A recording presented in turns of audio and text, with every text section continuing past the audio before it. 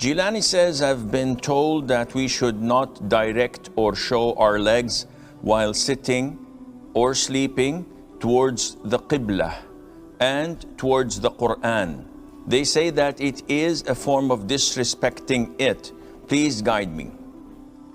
Jilani, as Muslims, and particularly as people from Ahlus Sunnati wal Jama'ah, the Aqidah of our Prophet alayhi salatu wasalam, of the great companions, may Allah be pleased with them, of the Tabi'een and of those who followed the Tabi'een.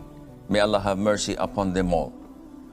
Our Aqidah states that stating something to be good or bad, to be beautiful or ugly, is not dependent on our logic or our own taste, as they say. Because this is the methodology and the aqidah of Al-Mu'tazilah, which is a deviant sect in Islam, one of the 73 sects that the Prophet has warned us from, sallallahu alaihi wasallam. Muslims believe that stating this is good or bad is dependent on what the Quran says.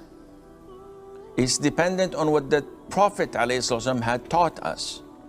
And this is why Islam is not a religion where logic prevails, because logic differs from one person to the other.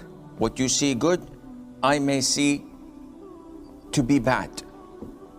It's not something according to our preferences. It is according to the Quran and to the Sunnah. Someone who passes wind is obliged to perform wudu. Someone who burps and gets this wind out of his mouth is not supposed to perform wudu, and if he does, then he would be sinful for innovating. Logically, one says, it's the same air that is coming out from different passages. I said, it is not something for you to decide. It is according to the Quran and to the Sunnah. Islam is a religion of cleanliness. So when you want to pray, you have to wash your limbs 3 times, and you repeat this 5 times a day. Washing your body almost 15 times a day is, by all means and standards, is something that is clean and beautiful. But if I don't have water, Islam tells me to strike the soil once, wipe my face and my hands. Where is the cleanliness? Logically, this is not correct. Logically is not related to Islam in such aspects, because it is a religion of submission, not of, I will not do what you tell me to do until I believe, until I am convinced that it is logical. No, a'udhu billah.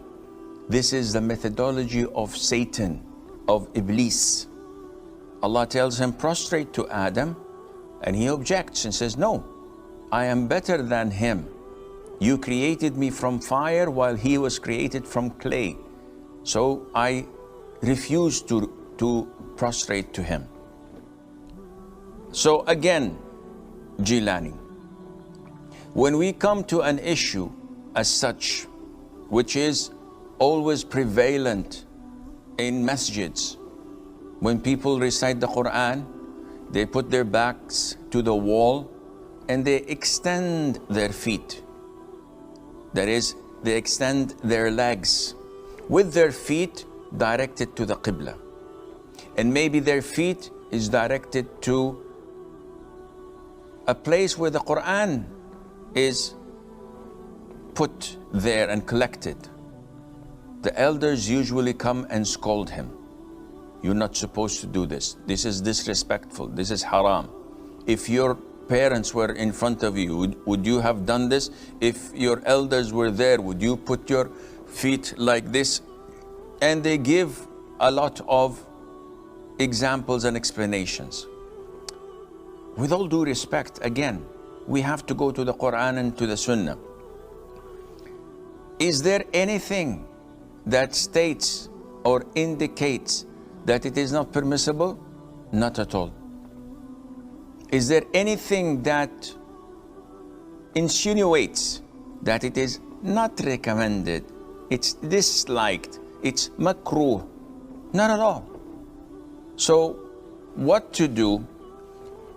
Generally speaking, if you're sleeping, the sunnah is to sleep on your right hand side while facing the Qibla.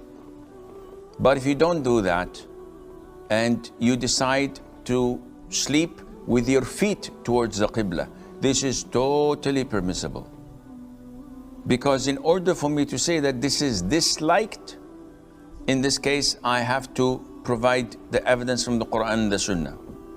Stating that it is simply disrespectful or that you would not have done the same thing with your parents is not an evidence. There are so many things I would not do in front of my parents, which I would probably do elsewhere. For example, if I am going around the Kaaba, the sunnah is to leave the Kaaba to my left, not to face it.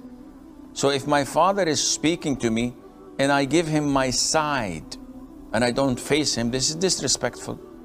You cannot have this analogy and put it together and claim that this is respectful, this is disrespectful, because the sunnah tells us that it is prohibited to face or to give your back to the Qibla while answering the call of nature. Full stop. It did not come in other forms to tell us that, well, you're not supposed to do so and so and so and so, facing or giving you back to the Qibla as well. Only in answering the call of nature, whether you're urinating or defecating. It did not come to us and say, well, if you pass wind, you must not be facing the Qibla or giving you back to it. So if someone wanted to pass wind and then he redirects himself, again, this is an innovation, because you're inventing something in Islam which is not part of it. So people should expand the way they think and broaden their way of deciding whether it is halal or haram, so that it fits like a glove with what the Quran and the Sunnah tell us, instead of inventing things and coming up with things that are baseless.